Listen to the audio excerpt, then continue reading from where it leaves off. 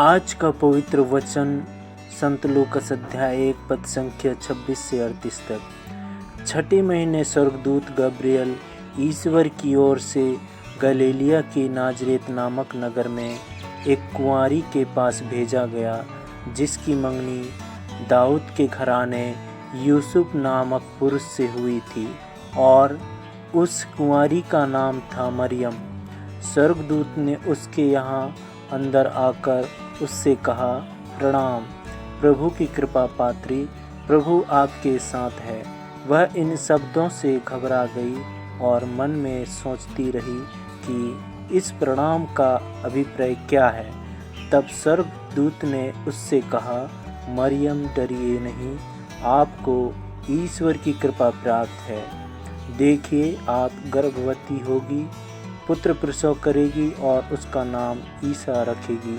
वे महान होंगे और सर्वोच्च प्रभु के पुत्र कहलाएंगे। प्रभु ईश्वर उन्हें उनके पिता दाऊद का सिंहासन प्रदान करेगा।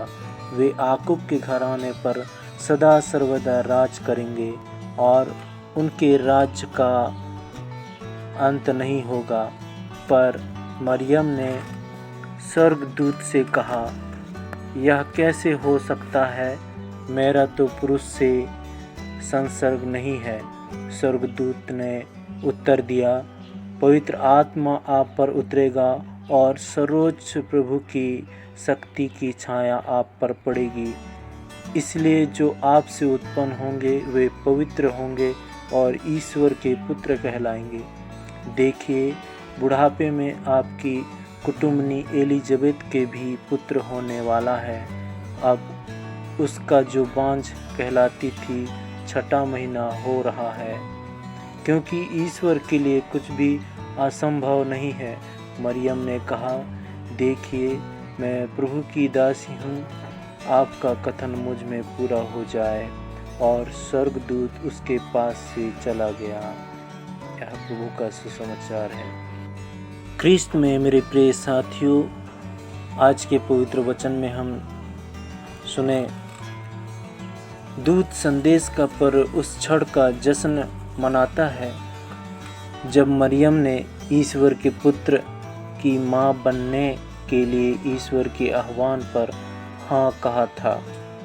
सुसमाचार पढ़ने से पता चलता है कि उसकी हाँ बिना संघर्ष के नहीं आई थी। जब ईश्वर ने पहली बार स्वर्गदूत गब्रियल के माध्यम से उनसे संपर्क किया तो मरियम बहुत परेशान थी।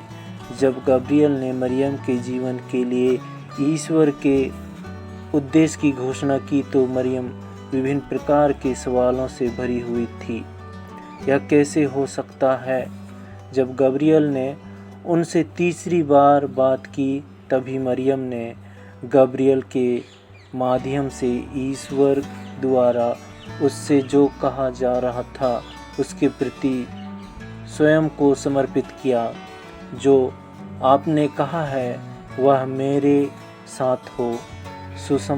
सुसमाचार से पता चलता है कि ईश्वर के आह्वान पर मरियम की हाँ सरलता से नहीं आई। यह पहले से तय नहीं था, फिर भी उनकी हाँ के कारण हम सबों को बहुत आशीर्वाद मिला है, और इसलिए आज उनके इस संदेश के पर्व पर हम ईश्वर के आह्वान के प्रति उसकी उदार प्रतिक्रिया के लिए धन्यवाद देते हैं, जो हम सभी के लिए अनुग्रह का स्रोत रहा है।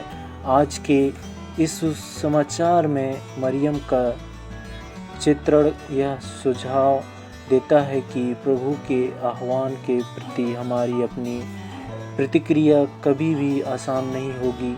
इसमें हमेशा संघर्ष शामिल होगा।